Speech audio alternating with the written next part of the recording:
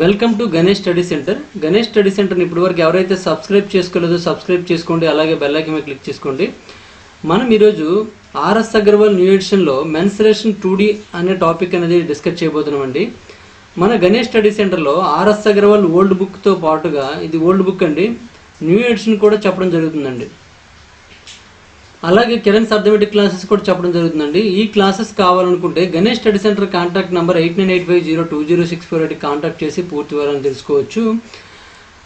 RSR old ఎడిషన్లో చూసుకున్నట్లయితే 2500, RSR new ఎడిషన్లో చూసుకున్నట్లయితే 5000 and Kiran బుక్లో చూసుకున్నట్లయితే 9500 బిట్స్ అండి. ప్రతి బిట్ కూడా ఎక్స్ప్లెయిన్ చేయడం జరుగుతుందండి. అది అన్ని కూడాను షార్ట్ కట్ అండ్ ఆప్షన్ త్రూగా చెప్పడం జరుగుతుంది. ఈ వీడియోస్ మీకు కావాలనుకుంటే గణేష్ స్టడీ సెంటర్ కాంటాక్ట్ నెంబర్కి మీరు కాంటాక్ట్ చేసి పూర్తి వివరాలను కనుక్కోవచ్చు. లేదా గణేష్ స్టడీ సెంటర్ యాప్ని మీరు ప్లే స్టోర్ నుంచి డౌన్లోడ్ చేసుకొని కూడా పూర్తి వివరాలను డౌన్లోడ్ చేసుకోవచ్చు అండి. యాప్ లోగో ఈ విధంగా ఉంటుంది.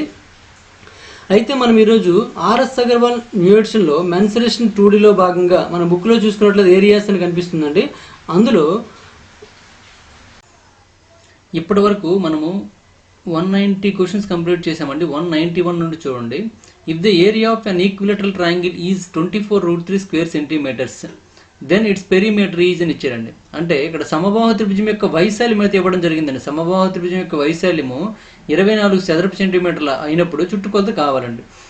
సమబాహు త్రిభుజం యొక్క వైశాల్యం ఏ ఈజ్ ఈక్వల్ టు మనకు ఫార్ములా ఏంటంటే √3/4a² అండి. దాని వాల్యూ మనకి ఇచ్చారు ఎంతండి 24 అనేసి. ఇప్పుడు దాన్ని పంపించండి మొత్తం కూడాను. పంపించినట్లయితే √3/4a² ఇక్కడ 24 ఉంది, 24√3 అండి. తెలుగులో √3 రాలేదు, 24√3 అండి. ఈ √3 క్యాన్సిల్ అయిపోయిందండి. a² ఈజ్ ఈక్వల్ టు 24 × 4 అండి. 24 × 4 అంటే ఏమవుతుందండి, 4 4 16, 1 మధ్యలో ఉంచేసిన ప్రాబ్లం లేదు. దీన్ని 4 6 అని రాసుకోవచ్చు కదా, ఇలా ఉంచేయండి. ఇప్పుడు మనకి ఏ వాల్యూ కావాలనుకోండి, ఆ స్క్వేర్ పంపించిస్తే ఏమవుతుందంటే రూట్ అవుతుందండి. రూట్ అయినట్లయితే దీన్ని మనం ఏమని రాసుకోవచ్చు, 24ని 4 6 అని రాసుకోవచ్చు × 4 అండి. ఇప్పుడు రూట్ ఓవర్ చేసినట్లయితే ఈ 2 4 నుంచి ఒక 4 బయటకు వచ్చేస్తుందండి. ఎందుకంటే రూట్ ఓవర్ కాదు, 4² కదా, స్క్వేర్కి రూట్ క్యాన్సిల్ అయిపోతుంది. 4√6 అవుతుందండి. 4√6 సెంటీమీటర్స్ ఇస్ కరెక్ట్ అనమాట. ఏది ఏ అంటే అంత భుజం పొడవండి. మనము సమబాహు త్రిభుజ వైశాల్యం యొక్క సూత్రం ఏం చేసామంటే √3/4a² వేసాం. ఏ ఇక్కడ ఏంటండి సమబాహు త్రిభుజం యొక్క భుజము. గానేమన్నాడండి సమబాహు త్రిభుజం యొక్క చుట్టుకొలత కావాలండి. చుట్టుకొలత P is equal to formula ఏంటంటే 3a అండి. ఎందుకంటే సమబాహు త్రిభుజం యొక్క 3 భుజాలు సమానం అనమాట. అంటే ఇది ఏ అయితే ఇది కూడా ఏ అవుతుంది, ఇది కూడా ఏ అవుతుందండి. అంటే ఇక్కడ నుంచి మనకు చుట్టుకొలత అంటే ఇక్కడ నుంచి ఇక్కడ వరకు ప్లస్ ఇక్కడ వరకు ఇక్కడ వరకు అనమాట. అంటే a+a+a అనమాట. అంటే 3a అవుతుంది. 3a అంటే 3 × ఇక్కడ 4√6 అండి. 3 4 12 కాబట్టి 12√6 ఈజ్ కరెక్ట్ ఆన్సర్ అండి. 12√6 centimetres is correct answer. C option is correct అండి. నెక్స్ట్ వన్ చూడండి, క్వశ్చన్ నెంబర్ 192 అండి. The altitude of an equilateral triangle of side 2√3 centimetres is అని ఇచ్చాడండి. ఒక సమబాహు త్రిభుజం యొక్క భుజము 2√3 సెంటీమీటర్స్ అయినప్పుడు దాని యొక్క ఉన్నతి లేదా ఎత్తు అనమాట కావాలన్నమాట. ఇది అండి సమబాహు త్రిభుజం అండి. ఇది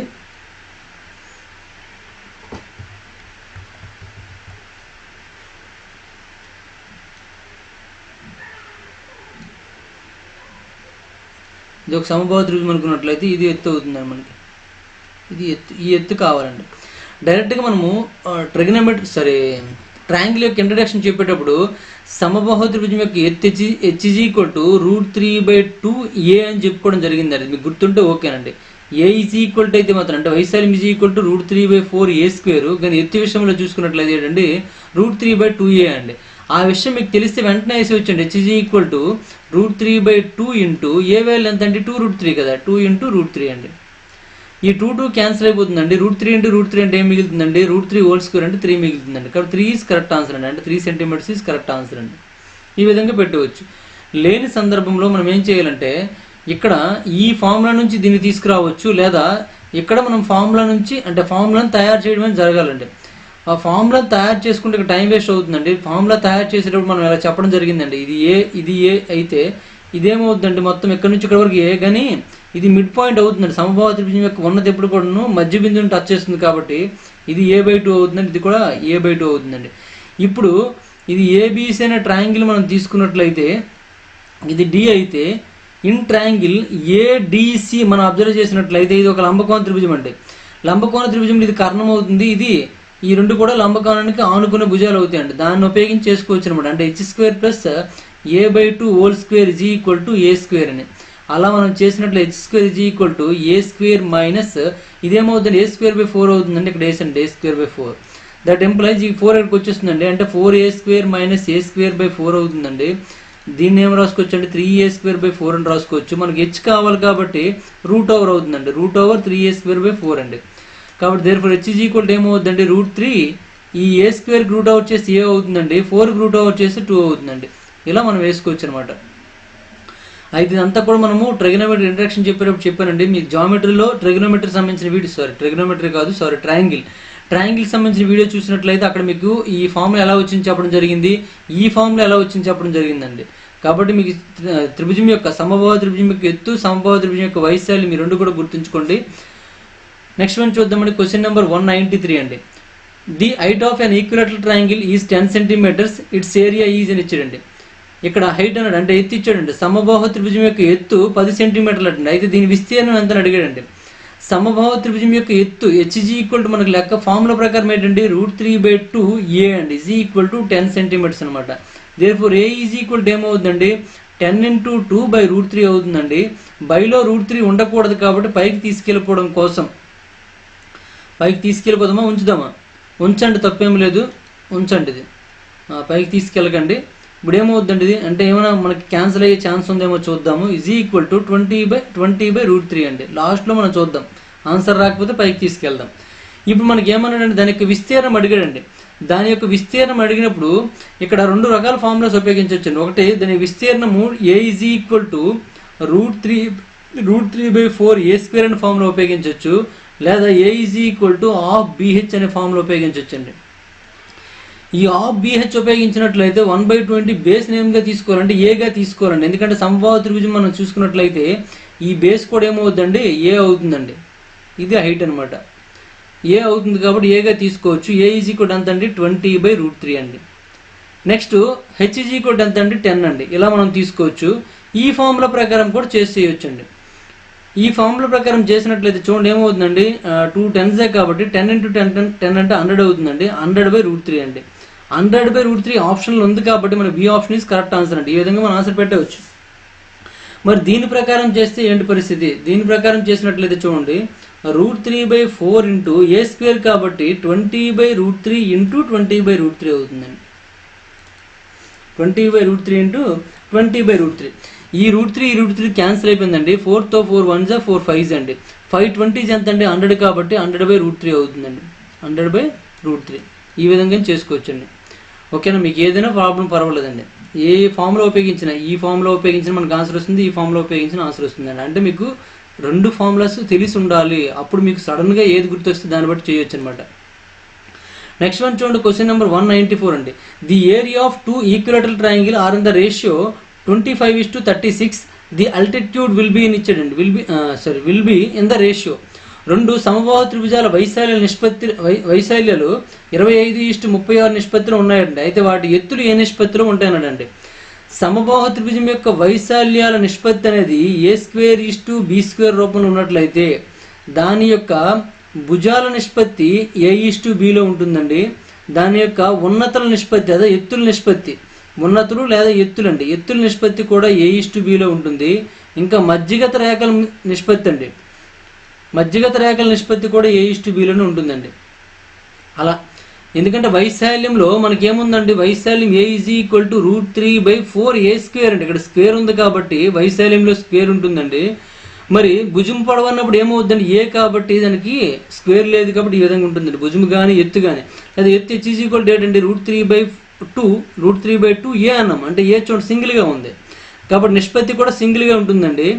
వైశాల్యం అన్నప్పుడు స్క్వేర్ రూపంలో ఉంటుందండి, అంతే, సేమ్, ఇంకేం లేదండి.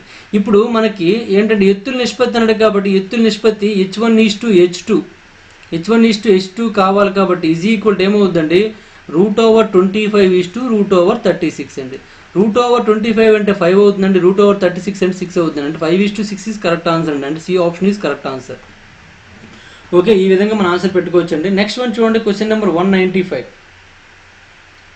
Question number 195. From a point within an equilateral triangle, perpendicular drawn to the three sides are 6 cm, 7 cm and 8 cm respectively. The length of the sides of the triangle is అని ఇచ్చాడండి.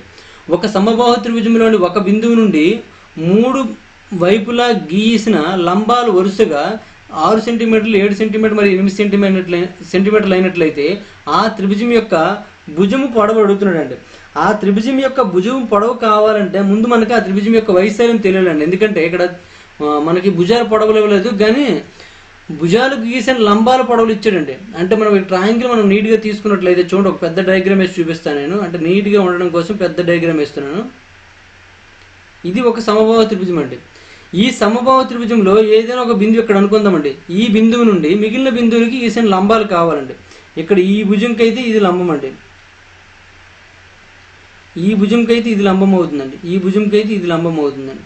కొద్దిగా కిందకి తీసుకుంటే ఇంకా అన్నీ కొద్దిగా దగ్గర వాల్యూస్ వస్తాయి.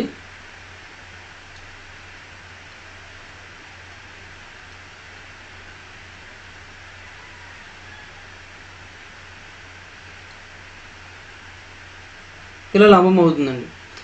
మరి ఆ విధంగా లంబాలు గీసినట్లయితే మరి దీని వైశాల్యం ఎలా కనుక్కుంటామంటే, ఇప్పుడు చూడండి దీని కొలతలు కూడా ఇచ్చాడండి. ఈ లంబాల కొలతలు చూసుకున్నట్లయితే ఇది 6 అంట, ఇది 7 అంట, ఇది 8 అంట, ఇలా ఇచ్చాడండి. ఇప్పుడు దీన్ని ఉపయోగించి దాని యొక్క భుజం పొడవు కనుక్కోవాల్సి ఉంటుంది అనమాట. అయితే ఏం చేయాలి?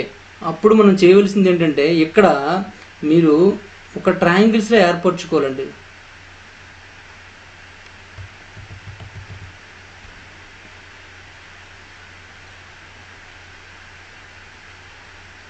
అంటే ఇది ఒక ట్రయాంగిల్ అనమాట.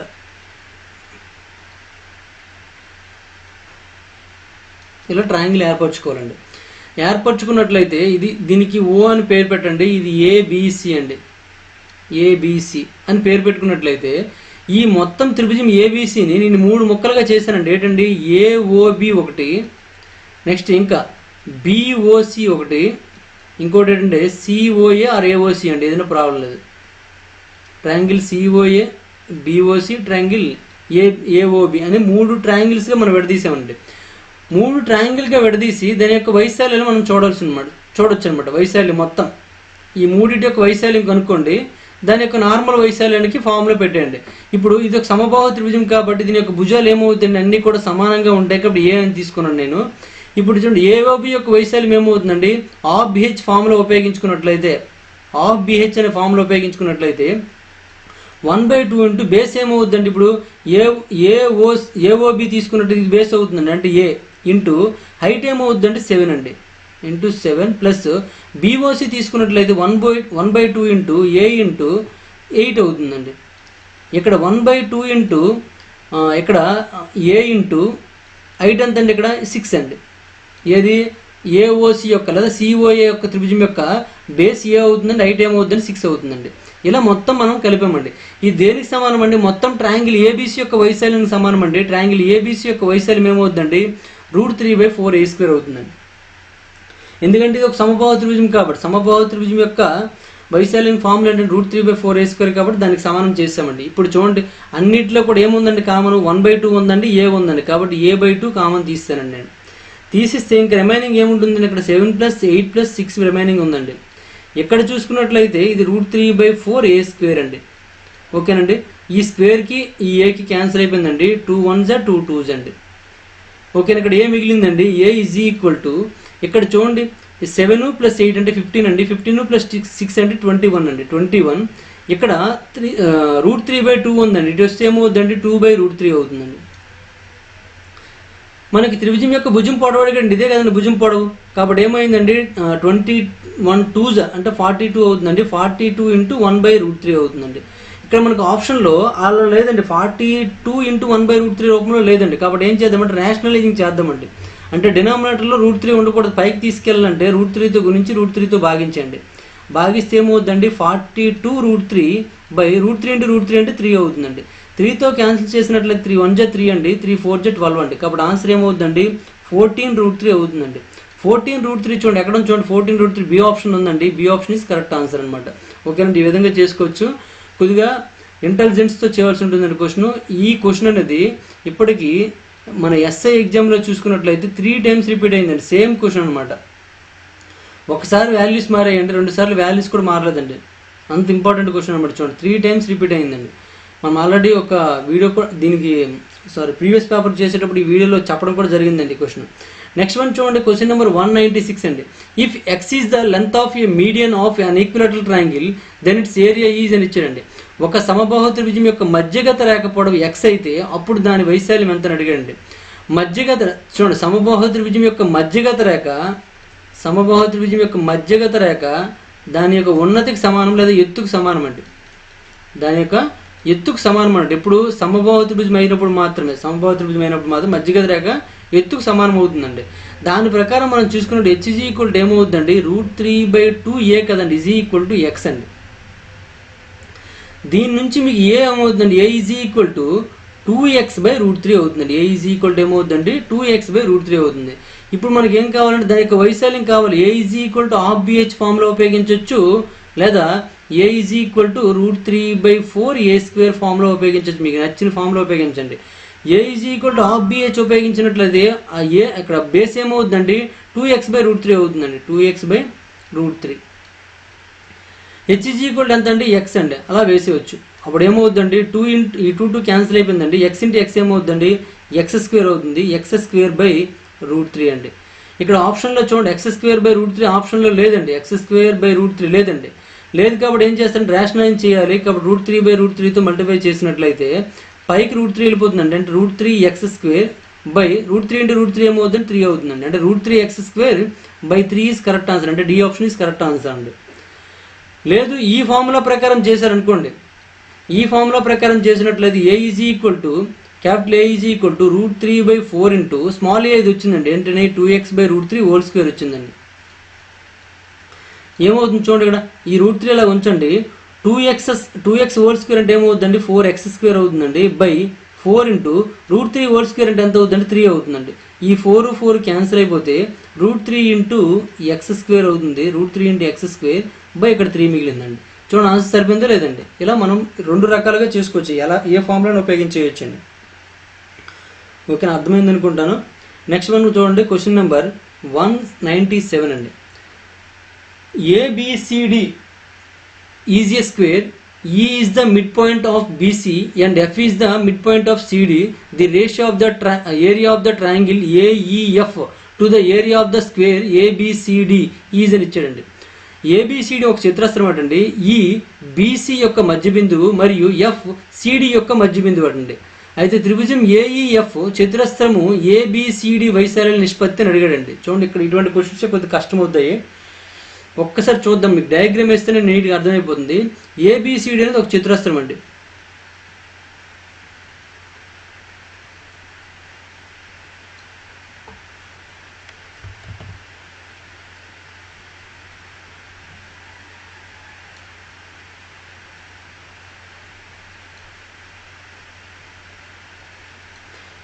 ఇది ABCD చతురస్రం అండి. ABCD అండి. నెక్స్ట్ ఏంటంటే BC యొక్క మధ్య బిందువు అండి. BC యొక్క మధ్య బిందువు అంటే ఇదండి. BC యొక్క మధ్య బిందువు అంటే ఈ అట. ఈ BC యొక్క మధ్య బిందువు అన్నాడు అంటే ఇది ఈ అండి. నెక్స్ట్ F అనేది చూసుకున్నట్లయితే CD యొక్క మధ్య బిందువు అంటే ఇది ఇక్కడ మధ్య బిందువు అండి. ఇది F. ఇప్పుడు ఏం కావాలంటే మధ్య బిందువు ఓకే. త్రిభుజం AEF అండి. త్రిభుజం అనేది AEF అని చేసారండి. AEF ఇగో ఇది AEF ఇది ఒక త్రిభుజం అటండి. అయినట్లయితే ఈ త్రిభుజం AEF చతురస్రం ABCD వైశాల్య నిష్పత్తి కావాలండి. అంటే ఈ త్రిభుజం అంటే రెడ్ కలర్ ఉన్న త్రిభుజంది మరియు చతురస్రం యొక్క వైశాల్య నిష్పత్తి కనుక్కోవాలండి. ఇక్కడ చూడండి ఇటువంటి కొలతలు ఇవ్వలేదండి. కొలతలు ఇవ్వనప్పుడు ఇటువంటి క్వశ్చన్ చేసేటప్పుడు మనకి ఎక్కువ టైం వేస్ట్ అవుతుందండి. కొలతలు ఇస్తే ఓకేనండి, కొలతలు ఇవ్వలేదు కాబట్టి మనకు టైం వేస్ట్ అవుతుంది అనమాట. ఇప్పుడు దీని యొక్క కొలతలు మనం ఏం తీసుకోవాలంటే చతురస్రం యొక్క భుజం పొడవు 2aగా తీసుకున్నాం. ఎందుకంటే మధ్య బిందువులు అన్నాడు కదా, మధ్య బిందువులు అన్నాడు కాబట్టి ఇది ఏ అవుతుందండి, ఇది కూడా AA అవుతుంది. కాబట్టి దానికోసం నేను ఏం చేశానంటే చతురస్రం యొక్క భుజం పొడవు అనేది 2aగా తీసుకున్నానండి. చతురస్రం యొక్క భుజం పొడవు 2aగా తీసుకున్నట్లయితే ఇప్పుడు ఇది ఎంత అవుతుందో చూడండి. ఇది ఏ అయితే ఇదేమవుతుందండి ఆటోమేటిక్గా √2a అవుతుంది. ఇక్కడ రాస్తాను చూడండి, √2a అవుతుందండి. ఏది ఈఎఫ్ అనమాట. ఇక్కడ రాసుకోండి, EF is equal to √2a అవుతుంది. ఎందుకంటే ఇది a² + a² is equal to ఇది ఒక కర్ణం అనమాట. ఇది ఒక లంబకోణ త్రిభుజంగా మనం తీసుకున్నట్లయితే ఏదండి ఈసీఎఫ్లో ఇక్కడ సి దగ్గర లంబకోణం కాబట్టి ఇది ఏ అయితే ఆటోమేటిక్ ఇది ఏమవుతుందంటే √2a అవుతుందండి. ఎందుకంటే మనం చాలాసార్లు ఇదే టాపిక్లో మనము చాలా చెప్పుకోవడం జరిగిందండి. ఏది మనకి స్క్వేర్లో చెప్పడం జరిగింది, ట్రయాంగిల్లో కూడా చెప్పడం జరిగిందండి. స్క్వేరు, రెక్టాంగిల్, ట్రయాంగిల్ అన్నీ కూడా ఇప్పటివరకు 10 క్వశ్చన్ చేసాం కాబట్టి దీనికి స్పెషల్గా మనం చేయాల్సిన లేదు. లేదా సింపుల్గా ఏంటంటే a² + a² is equal కర్ణము square అండి. a² ఏమవుతుంది 2a² అవుతుందండి. కర్ణము స్క్వేర్ ఉంది కదా, ఆ స్క్వేర్ పంపించినట్లయితే 2a² √ఓవర్ వస్తుందండి. మరి √ఓవర్ చేసినట్లయితే √2a² రూట్ చేసినట్లయితే a వస్తుంది. అంతే, ఇంకేం లేదు, √2a అనమాట. అంటే మీకు ఈఎఫ్ √2a వచ్చిందండి. ఇంకా మనకి ఏంటంటే త్రిభుజ వైశాల్యం కావాలంటే ఎత్తు కావాలండి. ఎత్తు ఇదే కదండి. చూడండి, ఎత్తుకి వేస్తాను నేను, ఎటో వెళ్ళిపోతుందా, ఇది ఎత్తు అండి. ఇది కావాలంటే మనకేంటండి త్రిభుజంలో చూడండి, ఇది √2a అండి. మరి దీని వాల్యూ మీకు తెలిసింది అనుకోండి, దీని వాల్యూ మీకు తెలిస్తే దీని వాల్యూ వస్తుంది అనుకోండి. ఎందుకంటే దీని వాల్యూ మీకు వచ్చింది కదా, కాబట్టి దీని వాల్యూ వస్తుంది అనుకుంటాను నేను. మరి దానికోసం మనం కొద్ది ప్రొసీజర్ ఎక్కువ చేయవలసి ఉంటుంది. దీనికి సమ్ పేరు పెట్టండి, ABCDF, ఇది G అని పెట్టండి. పోనీ G అని పెట్టినట్లయితే ఇక్కడ AF కావాలనుకోండి, AF కావాలనుకుంటే AF² is equal to AD² + DF² అండి. DF², AD² అంటే 2a² అవుతుందండి. DF² అంటే a² అండి. అంటే మొత్తం కలిపి ఈ 2a² అంటే 4a² అవుతుందండి, ప్లస్ a² అంటే 5a² అవుతుందండి. ఓన్లీ మనకి AFA కావాలంటే √5a అవుతుందండి. AFA కావాలంటే ఏమవుతుందండి √5a. అంటే దీని వాల్యూ ఎంత అండి √5a అవుతుందండి. ఇప్పుడు ఈ వాల్యూ √2a అండి. ఏ వాల్యూ అండి మొత్తం ఈఎఫ్. కానీ మనకు కావాల్సింది ఏంటంటే GF కావాలనుకోండి. GF కావాలంటే ఏమవుతుందండి EF/2 అవుతుందండి. EF/2 అంటే √2/2a అండి. అంటే ఇక్కడ రాసుకోండి, GF is equal to √2/2a అండి. ఓకేనా? ఇంకేమున్నాయండి అలా ఏమైనా చూడండి. ఇంకుంటే మనకి ఇన్ ట్రయాంగిల్ AGF నుంచి మనకు కావాల్సింది ఎత్తు కావాలండి. ఎత్తు కావాలి. ఈ AGF నుంచి మళ్ళీ పైథాగరస్ లా అప్లై చేసామనుకోండి. అప్లై చేస్తే ఏమవుతుందండి AF² is equal to AG² + GF² అవుతుందండి. AF తెలుసండి మీకు వాల్యూ. AF ఎంత అండి √5² అండి. √5a² అండి. AG తెలియదండి. AGని నేను ఎత్తు అనుకోండి, అనుకున్నాను. ఇక్కడ H² ప్లస్ GF ఎంత అండి √2/2a² అండి. మీకు ఓన్లీ H² కావాలి.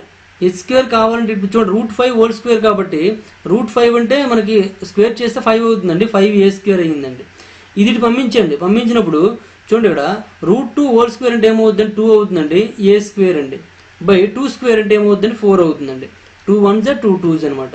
Therefore H² is equal to 5a². ఇక్కడ చూడండి, రెండింటికి ఎల్సిఎం మనము /2 తీసుకున్నట్లయితే 5 2s 10 అవుతుందండి. 10a² మైనస్ a² అవుతుంది. అంటే 9a²/2.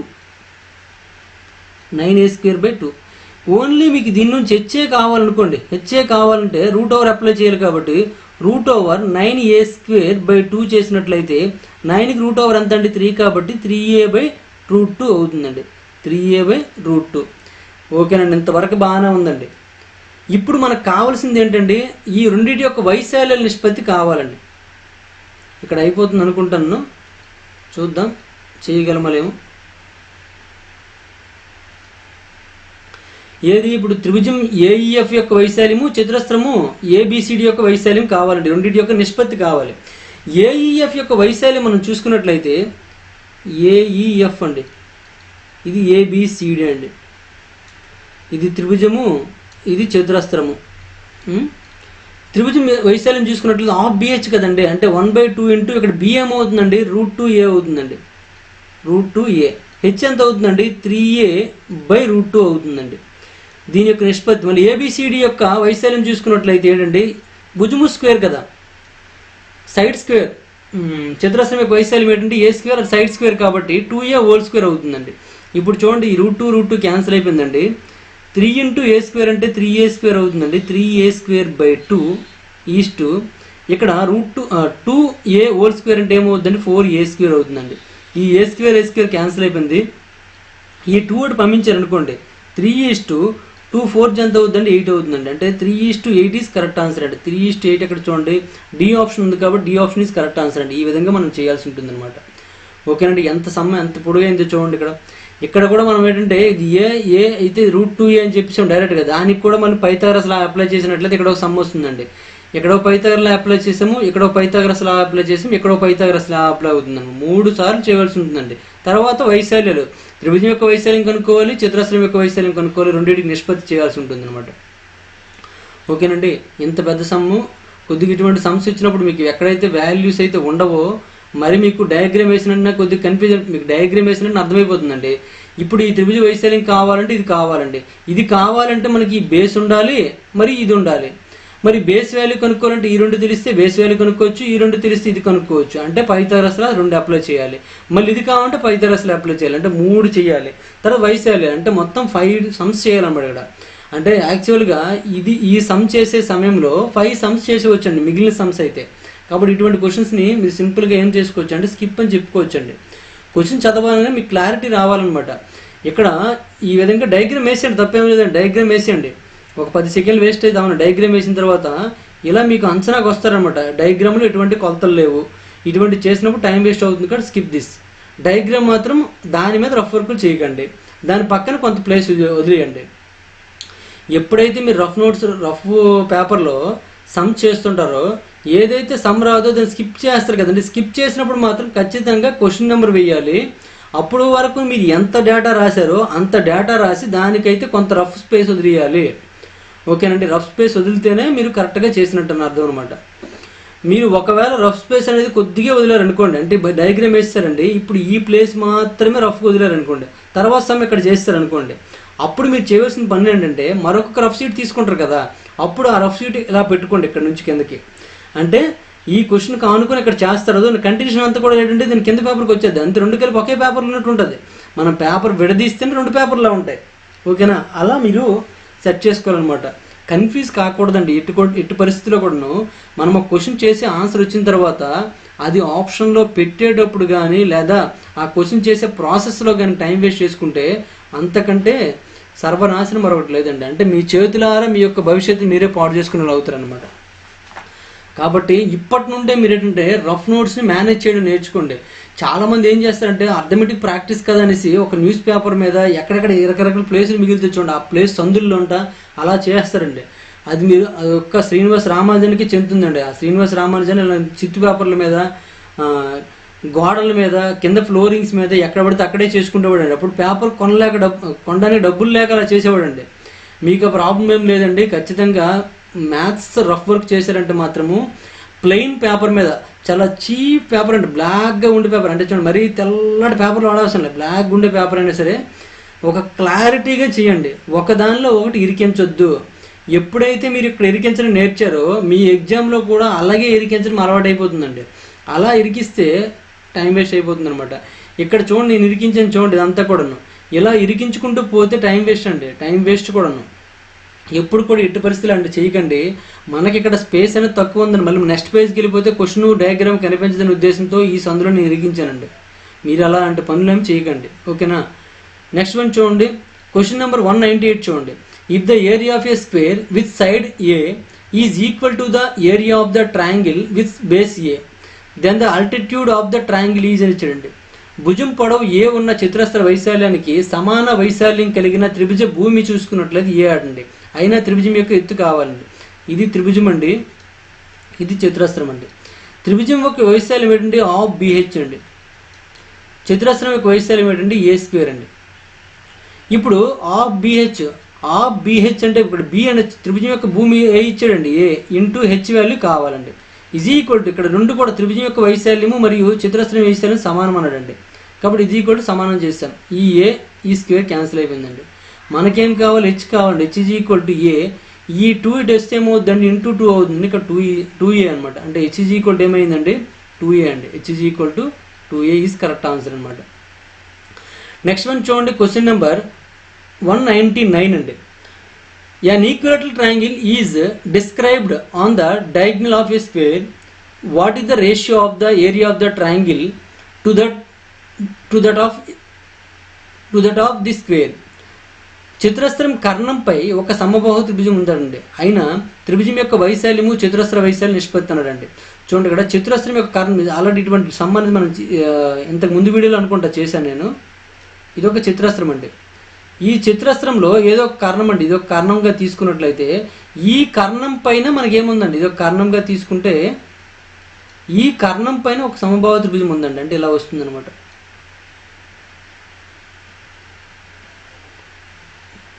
ఓకేనా, ఇదండి. ఇప్పుడు దీని యొక్క వైశాల్య నిష్పత్తి కావాలండి. ఇప్పుడు చతురస్రం యొక్క భుజం పొడవు ఏ అనుకుంటే ఇది కూడా ఏ అవుతుంది. ఇదేమవుతుందండి √2a అవుతుందండి. మరి ఇది √2a అయితే ఇది కూడా ఏమవుతుందండి √2a అవుతుందండి. ఇది కూడా √2a అవుతుందండి. ఇది ఏ, ఇది ఏ. ఇప్పుడు రెండింటి వైశాల్య నిష్పత్తి కావాలండి. ఇక్కడ ఏమడగండి, area of the triangle to that of the square అన్నాడు. అంటే త్రిభుజానికి మరియు చతురస్రం యొక్క వైశాల్య నిష్పత్తి కావాలండి. నిష్పత్తి కావాలి. ముందు త్రిభుజం కూడా త్రిభుజం తీసుకోండి. త్రిభుజం యొక్క ఫార్ములా ఇది సమబాహు త్రిభుజం కాబట్టి ఏమవుతుందండి √3/2a² అవుతుందండి. ఇక్కడ ఏమవుతుందండి చతురస్రం కాబట్టి a² అవుతుందండి.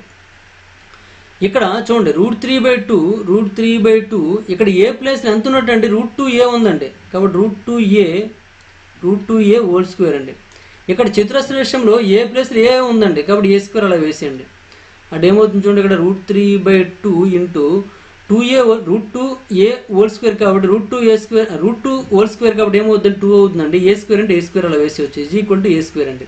ఈ a² క్యాన్సిల్ అయిపోయిందండి. ఈ 2 క్యాన్సిల్ అయిపోయిందండి. ఇక్కడ √3 మిగిలిందండి. ఇక్కడ ఏం లేదండి 1 మిగిలిందండి. కాబట్టి √3:1 అవ్వాలి. బట్ ఇక్కడ ఎక్కడో మనం మిస్టేక్ చేసాం. చూడండి ఒకసారి.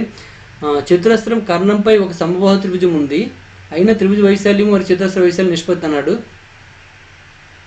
సారీ అండి, ఫార్ములా ఏంటంటే √3/4a² అండి. √3/4a² అండి. 4 అనమాట. 2 2s అంటే ఇక్కడ బైలో 2 మిగిలింది కదా, ఇటు వస్తే ఏమవుతుందండి 2 అవుతుందండి.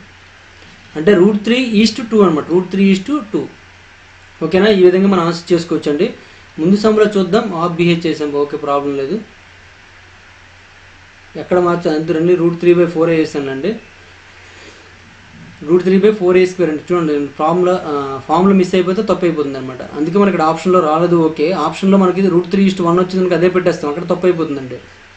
అలాంటి మిస్టేక్స్ ఏం చేయకండి. నెక్స్ట్ వన్ చూడండి, క్వశ్చన్ నెంబర్ 200 అండి. What will be the ratio between the area of a rectangle and the area of the triangle with one of the side of the triangle as base and a vertex on the opposite side of the rectangle?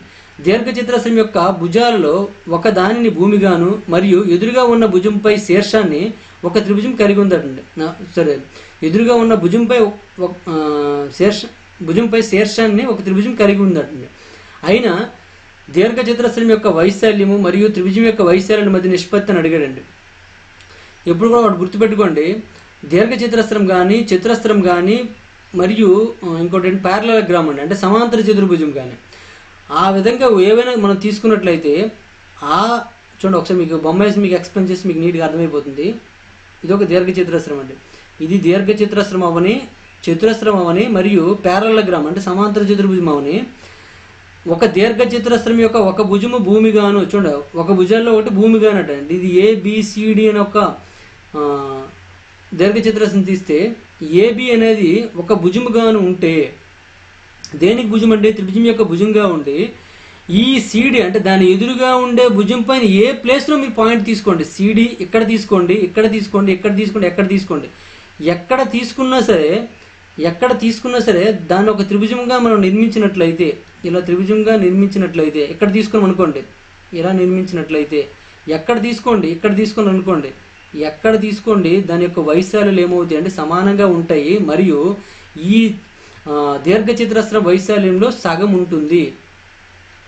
సమానంగా ఉంటాయండి, ఏంటంటే సమానంగా ఉంటాయి మరియు ఏమవుతుందండి సమానంగా ఉంటాయి మరియు సగం ఉంటుందండి. దేనికి సగం ఉంటుందండి? దీర్ఘచతురస్ర వైశాల్యానికి సగం ఉంటుందండి. అంటే దీర్ఘచతురస్ర వైశాల్యము త్రిభుజ వైశాల్యంకి మనకి నిష్పత్తి కావాలంటే దీర్ఘచతురస్ర వైశాల్యం ఒక 2 అనుకోండి, త్రిభుజ వైశాల్యం ఏమవుతుందంటే దీనిలో సగం కాబట్టి 1 అవుతుంది అనమాట, 2:1 అనమాట. దీర్ఘచతురస్ర వైశాల్యం 1 అయితే ఇందులో సగం అంటే 1/2 అంటే 2 ఇటు వచ్చేస్తుంది 2:1, ఎలా చేసినా ఒకటే కాబట్టి 2:1 ఈజ్ కరెక్ట్ ఆన్సర్ అండి. మీకు లేదు నేను ఫార్ములా ప్రకారమే చేస్తాను, నాకు అదే ఇష్టం అంటే దాని ప్రకారమే చేయండి, తప్పేమీ లేదు. ఇప్పుడు చూడండి, దీర్ఘచతురస్రం యొక్క పొడవు ఇదండి, ఇది వెడల్పు అండి. ఇది త్రిభుజం విషయంలో చూసుకుందామండి. ఇది ముందు దీర్ఘచతురస్రం కదా, ముందు దీర్ఘచతురస్రం వేసుకోండి. ముందు దీర్ఘచతురస్రము తర్వాత త్రిభుజం అండి. దీర్ఘచతురస్రం యొక్క కొలతలు చూసుకున్నట్లయితే పొడవు వెడల్పు LB అండి. దీని యొక్క బేస్ అంటే L అవుతుందండి. ఆ హైట్ చూసుకున్నట్లయితే H అవుతుంది, హైట్ H=B అవుతుందండి త్రిభుజం విషయంలో. ఎందుకంటే ఇప్పుడు ఇది మనం త్రిభుజంగా తీసుకున్నట్లయితే ఎత్తిలా గీసామనుకోండి, గీస్తే ఏమవుతుందండి, దీనికి సమానంగా ఉంటుందండి. ఎక్కడ గీసినా సమానం కాబట్టి H ఏమవుతుంది, B అవుతుందండి. దీని యొక్క వైశాల్యం A L B అండి. దీని యొక్క వైశాల్యం ఏమవుతుందండి 1/2 L B అండి. ఇక్కడ చూడండి L క్యాన్సిల్ అయిపోతుందండి, B క్యాన్సిల్ అయిపోతుందండి. ఇక్కడ 1 మిగులుతుంది, ఇక్కడ 1/2 మిగులుతుందండి. ఈ 2 ఇటు పంపించినట్లయితే 2:1 అవుతుందండి. అంటే 2:1 ఈజ్ కరెక్ట్ ఆన్సర్. ఓకేనా? అది ఈ లెక్క ప్రకారం చేస్తే ఇలా వస్తుందండి, సింపులే కాదనట్లేదు, కానీ లెక్క చదివిన వెంటనే ఆన్సర్ చేయడానికి అవకాశం ఉంటుందండి. అది ఎలా చేయాలంటే అక్కడ మీరు చెప్పుకొని చూడండి, ఎవరెవరండి చతురస్రం తీసుకున్నా, దీర్ఘచతురస్రం తీసుకున్నా మరియు సమాంతర చతుర్భుజం తీసుకున్నా ఒక భుజాన్ని బేస్గా తీసుకొని దాని ఎదురుగా ఉన్న భుజంపై ఏదైనా మరొక శీర్షం ఉన్నట్లుగా మనం త్రిభుజం గీసినట్లయితే ఆ త్రిభుజం అనేది అంటే ఆ త్రిభుజం ఎక్కడైనా గీసుకోవచ్చండి, ఏ పాయింట్ దగ్గర గీసుకోవచ్చు. ఆ త్రిభుజ వైశాల్యాలన్నీ కూడా సమానంగా ఉంటాయి. మరియు ఈ దీర్ఘచతురస్రం కానీ చతురస్రం కానీ సమాంతర చతుర్భుజం కానీ దాని యొక్క వైశాల్యంలో ఈ త్రిభుజ వైశాల్యం అనేది ఏముంటుందండి, సగం ఉంటుంది. ఈ త్రిభుజ వైశాల్యం అనేది ఈ 3 వైశాల్యాల్లో ఏదైనా కావచ్చు. చతురస్ర వైశాల్యం అయితే చతురస్రంలో సగం ఉంటుంది, దీర్ఘచతురస్ర వైశాల్యం అయితే దీర్ఘచతురస్ర వైశాల్యంలో సగం ఉంటుంది, అది సమాంతర చతుర్భుజం అయితే సమాంతర చతుర్భుజ వైశాల్యంలో కూడా సగం ఉంటుంది అనమాట. భూమి సమానంగా ఉంటూ దాని యొక్క ఎదుటి శీర్షం అనేది ఎదుటి భుజంపై ఉన్నప్పుడు, త్రిభుజం యొక్క శీర్షం అనేది ఎదుటి భుజంపై ఉన్నప్పుడు మాత్రమే ఇది పనికి వస్తుంది అనమాట. ఓకేనా? ఈ పాయింట్ మీరు గుర్తుపెట్టుకోండి, లేదా ఎక్కడైనా రాసుకోండి. ఆల్రెడీ ఈ పాయింట్ కూడా మనం ఏంటంటే జామెట్రీలో చెప్పడం జరిగిందండి. గుర్తున్న వాళ్ళకి ఓకే, గుర్తులేని వాళ్ళకి మళ్ళీ ఒకసారి అక్కడ మీరు నోట్ చేసుకున్నట్లయితే మీకు బాగుంటుంది అనమాట. ఓకేనా? అయితే ఇప్పటివరకు మనము త్రిభుజం సంబంధించి మొత్తం 200 క్వశ్చన్స్ కంప్లీట్ చేసామండి. అంటే సగంకి వచ్చామన్నమాట. ఇంకా ఒక 200 పైన ఉన్నాయి క్వశ్చన్స్. 200 క్వశ్చన్స్ కూడా అయిపోతే మనకి మెన్సురేషన్ 2D కంప్లీట్ అవుతుందండి, ఇంకా 3D ఉంటుంది. ఓకేనా? ఒక్క ఆర్ఎస్ అగర్వాల్లో మనకి మెన్సురేషన్లో ప్రాక్టీస్ చేయడానికి ఇన్ని 100 క్వశ్చన్స్ ఉన్నాయన్నమాట. కాబట్టి బిట్ మిస్ అయ్యే ఛాన్స్ ఉండదండి, మోడల్ మిస్ అయ్యే ఛాన్స్ కూడా ఉండదు. కాబట్టి 1-2 సార్లు మీరు ప్రాక్టీస్ చేసినట్లయితే సరిపోతుంది అనమాట. ఓకే, ఈ వీడియో మీకు నచ్చినట్లయితే లైక్ చేయండి, అలాగే కామెంట్ రూపంలో తెలియజేయండి. ఇటువంటి క్వశ్చన్స్ అన్ని కూడా నేను ఏంటంటే డిజిటల్ బోర్డులో అయితే ఇంకా బాగా ఎక్స్ప్లెయిన్ చేయగలను నమ్ముతున్నాను. ఎందుకంటే డిజిటల్ బోర్డులో మనకి క్వశ్చన్ కనిపిస్తుంది, నేను కనిపిస్తానండి.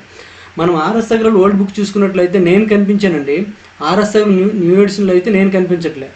ఆర్ఎస్ అగర్వాల్ ఓల్డ్ బుక్లో మనకి క్వశ్చన్ కనిపించదు, ఇక్కడ క్వశ్చన్ కనిపిస్తుంది. ఈ రెండు మిక్స్ అవ్వాలంటే మాత్రం డిజిటల్ బోర్డు అనేది మనకు సాధ్యం అండి. డిజిటల్ బోర్డుకి మనకి మనీ అవసరం ఉంది.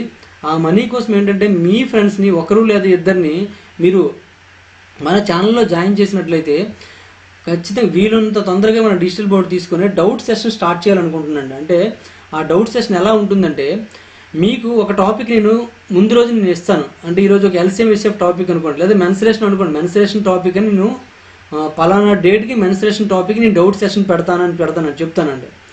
మీరు ఆ ముందు రోజు అంతా కూడాను మెన్సురేషన్ సంబంధించిన క్వశ్చన్స్ అన్నీ కూడా ప్రాక్టీస్ చేసి మీకు ఏ క్వశ్చన్ అయితే డౌట్ ఉంటుందో దాన్ని మన వాట్సాప్లో కానీ టెలిగ్రామ్ గ్రూపులో పంపించినట్లయితే ఆ క్వశ్చన్స్ అన్నీ కూడా సెలెక్ట్ చేసి మినిమం 20 నుంచి 30 వరకు ఆ లైవ్ క్లాస్ మనం పెట్టడం జరుగుతుందండి. ఆ లైవ్ క్లాస్ కూడా ఎలా ఉంటుందంటే ఇంటరాక్టివ్ క్లాస్ పెట్టాలనుకుంటున్నాను. అంటే మీ స్టూడెంట్స్ క్వశ్చన్ చేసేటప్పుడు ఏదైనా మధ్యలో డౌట్ అడగాలన్నా సరే అవకాశం కల్పించేటట్లుగా నేను మన యాప్లో అయితే అటువంటి మన ఫ్యూచర్ అయితే ఉంది, అలా మనం చేయాలనుకుంటున్నాను. అంటే దానికి డిజిటల్ బోర్డు సపోర్ట్ కావాలని టెక్నీషియన్ చెప్పడం జరిగింది. డిజిటల్ బోర్డు ప్లస్ మైక్స్ మనం తీసుకున్నట్లయితే ఏముండదంటండి, మొత్తం వాళ్ళ ఎక్విప్మెంట్స్ అన్నీ కూడా మనకు రూమ్లో బిగించి వెళ్ళిపోతారు. అక్కడ నుంచి మనం ఈ విధంగా లైవ్ క్లాసెస్ చేసుకోవచ్చండి. డౌట్ సెషన్ పెట్టినట్లయితే మీకు ఏంటంటే రియల్గా మీరు క్లాస్ రూమ్ అట్మాస్ఫియర్ క్రియేట్ అవుతుందండి. అంటే మీకు ఏదైనా డౌట్ వస్తే మీరు వాట్సాప్ గ్రూపులో పెడుతున్నారు, కొన్నిసార్లు నేను రిప్లై ఇస్తున్నాను, కొన్నిసార్లు ఇవ్వట్లేదండి. అదే మీరు లైవ్లో నన్ను అడగొచ్చు అనమాట. వాట్సాప్లో అయితే ఆ క్వశ్చన్ టైప్ చేయడానికి కూడా ఎలా అడగాలి, ఏమని అడగాలో అర్థం కావట్లేదు మీకు. కానీ ఇక్కడ అడిగేటప్పుడు మీ విధానం అనేది సరిగ్గా లేకపోయినా సరే నేను అర్థం చేసుకుంటున్నానండి. కాబట్టి మనకి అది ఆ డౌట్ సెషన్ అనేది చాలా హెల్ప్ఫుల్గా అవుతుందనేసి నేను అనుకుంటాను. ఇది కూడా స్టూడెంట్స్, కొంతమంది స్టూడెంట్స్, ఒక 4-5 స్టూడెంట్స్ అడగడం వల్ల ఇటువంటి క్లాసెస్ అయితే పెట్టాలనుకుంటున్నాను. దానికోసం మీరు చేయవలసిన పని ఏంటంటే, ఇప్పటివరకు ఎవరైతే నా క్లాసెస్ చూస్తున్నారో వాళ్ళందరూ కూడాను Ganesh study centre app download చేసుకోమని చెప్పండి. అందులో మినిమం ప్రతి విద్యార్థి కూడా ఒకరు లేదా ఇద్దరిని జాయిన్ చేసినట్లయితే, ఏదో కోర్స్ తీసుకోమనండి, ఒకరు లేదా ఇద్దరు జాయిన్ చేసినట్లయితే ఆ వచ్చే అమౌంట్తో వీలున్నంత తొందరగా నేను ఆ బోర్డు అనేది తీసుకొని క్లాసెస్ స్టార్ట్ చేస్తానండి. ఓకేనండి, థ్యాంక్ యూ ఫర్ వాచింగ్.